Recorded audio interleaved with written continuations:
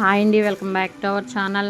ఈరోజు రెసిపీ వచ్చేసి స్నాక్ అయితే ప్రిపేర్ చేయబోతున్నామండి. ఇదైతే రిబ్బన్ పకోడీ.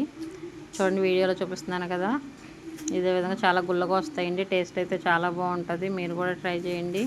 పిల్లలకి స్కూల్ స్నాక్స్ పెట్టడానికి కానీ, అలాగే మన టీ టైంలో తినడానికి కానీ బాగుంటాయండి. టేస్ట్ అయితే మాత్రం. దీన్ని అయితే ముందుగా మనం నీళ్ళు అయితే మరిగించుకోవాలండి. 2 గ్లాసులు వాటర్ అయితే మరిగించుకోవాలి. అలాగే దానికి సరిపడిన సాల్ట్ అయితే యాడ్ చేసుకోవాలండి. నీళ్ళు అయితే బాగా మరగాలి. ఇప్పుడైతే నేను గ్లాస్తో పిండి తీసుకున్నాను. ఇదే గ్లాస్తో వాటర్ అయితే పెట్టానండి. ఈ గ్లాస్తో 2 గ్లాసులు పిండి అయితే వేస్తున్నాను. పిండిని అయితే మనం రేషన్ బియ్యం ఉంటాయి కదండి, అవి కడిగేసి ఆరబెట్టుకొని మిల్లు అయితే పట్టించుకోవాలి.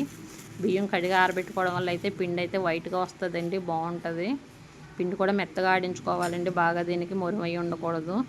దీంట్లో అయితే నువ్వుపప్పు, వాము, కారం, అల్లం వెల్లుల్లి పేస్టు, గరం మసాలా పొడి, పసుపునండి, వీటిని అయితే వేసుకోవాలి. నువ్వుపప్పు వేయడం వల్ల అయితే టేస్ట్ బాగుంటుందండి, చాలా టేస్టీగా ఉంటాయి. ఇవన్నీ వేసుకున్న తర్వాత అయితే బాగా మిక్స్ చేసుకోవాలండి, కారం అయ్యి కలిసేటట్టు అయితేనే. ఇదైతే బాగా కలుపుకోవాలి. కలుపుకున్న తర్వాత మనం నీళ్ళు మరిగించుకున్నాం కదండి, నీళ్ళు అయితే మరిగిన తర్వాత స్టవ్ అయితే కట్టేయాలండి. కట్టేసి 1 మినిట్ అయితే అలా ఉంచాలి, కొంచెం చల్లారనివ్వాలి. మరిగి నీళ్ళు అయితే అందులో పోసేయకూడదండి. మనం నీళ్లు మరిగిన తర్వాత 1 మినిట్ అయితే స్టవ్ కట్టేసి ఉంచుకోవాలి. పిండి అయితే బాగా కలుపుకున్నాం కదండి. కలిపిన తర్వాత కొంచెం వాటర్ యాడ్ చేసుకుంటే పిండిని అయితే కలపాలి. ఒకేసారి వాటర్ అయితే యాడ్ చేయకూడదండి, పిండి అయితే పలచనైపోతుంది. పిండి పలచగా అయిపోతే ఆయిల్ అయితే లాగేస్తాయండి రిబ్బన్ పకోడీ. ఏదైనా సరే పిండి మనం కొంచెం వాటర్ యాడ్ చేసుకుంటా కలుపుకోవాలి. నేను పిండిలో ఇంకేమీ వేయలేదండి. శనగపిండి కానీ, అలాగే ఆయిల్ కానీ, నెయ్యి కానీ, డాల్డా కానీ ఏమీ వేయలేదు నేను.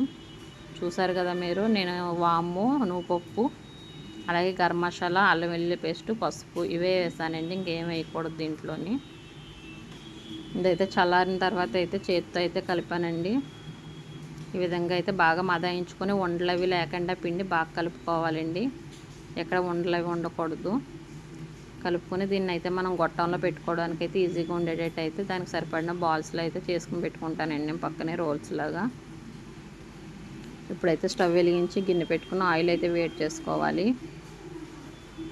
ఆయిల్ అయితే బాగా వేడెక్కాలండి. ఆయిల్ వేడెక్కిన తర్వాత మనం అయితే ఇవి తిప్పుకోవాలి. ఆయిల్ వేడెక్కకుండా అయితే తిప్పకూడదండి.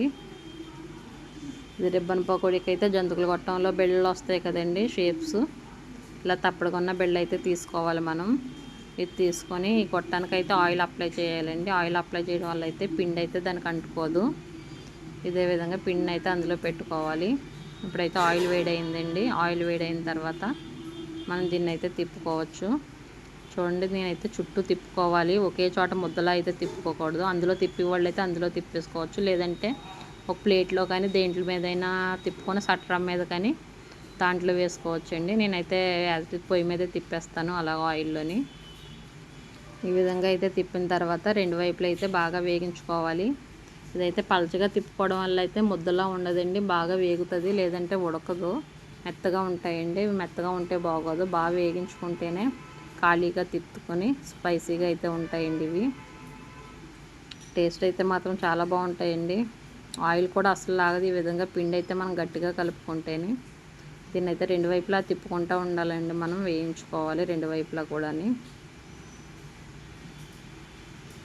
పిల్లలు అయితే చాలా ఇష్టంగా తింటారండి ఇవి. మనం బయట కొనిపెట్టే కంటే మనం 1 గంట కష్టపడినా సరే టేస్ట్ బాగుంటాయండి. మీకు మళ్ళీ అలా తిప్పుకోవాలో అయితే చూపిస్తున్నానండి. మనం తిప్పేటప్పుడు అయితే స్టవ్ సిమ్లో పెట్టుకోవాలి. ఆయిల్ లేదంటే పొంగిపోయి పైన అయితే పోద్దండి పొయ్యి అంతా, స్టవ్ అంతా ఆయిల్ అయిపోతుంది. అందుకని మనం తిప్పుకునేటప్పుడు ఏం చేయాలంటే స్టవ్ సిమ్లో పెట్టేసుకోవాలండి. స్టవ్ సిమ్లో పెట్టుకుని తిప్పేసిన తర్వాత పెద్ద మంట అయితే పెట్టాలి. ఈ విధంగా అయితే మన దగ్గర ఉన్న పిండిని అయితే రిబ్బన్ పకోడీలు అయితే వేసుకోవాలండి. చూడటానికి కూడా చాలా పలచగా ఉంటాయండి, అలాగే క్రిస్పీగా ఉంటాయి, టేస్ట్ కూడా చాలా బాగుంటుంది. మీకు పిండి ఆరిపోయినట్టు అనిపిస్తే మన చేయి తడి చేసుకొని జస్ట్ అలా పెట్టుకోవాలండి, వాటర్ అయితే వేయకూడదు అసలు. మనం ముందు పిండి కలిపి పెట్టుకుంటాం కదండి, చేయి తడి చేసుకుంటే సరిపోతుంది.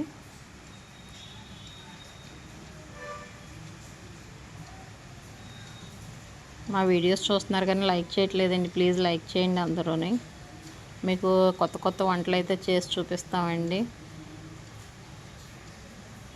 నేనైతే 2 గ్లాసులు పిండి తీసుకున్నాను కదండి, నాకైతే 1 అవర్ టైం అయితే పట్టిందండి.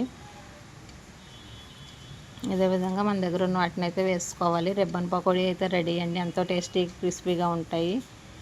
మన టీ తాగేటప్పుడు తింటే చాలా స్పైసీగా ఉంటుందండి, బాగుంటాయి. మా వీడియో మీకు నచ్చినట్లయితే లైక్ చేయండి, షేర్ చేయండి, సబ్స్క్రైబ్ చేయండి. Thank you for watching video.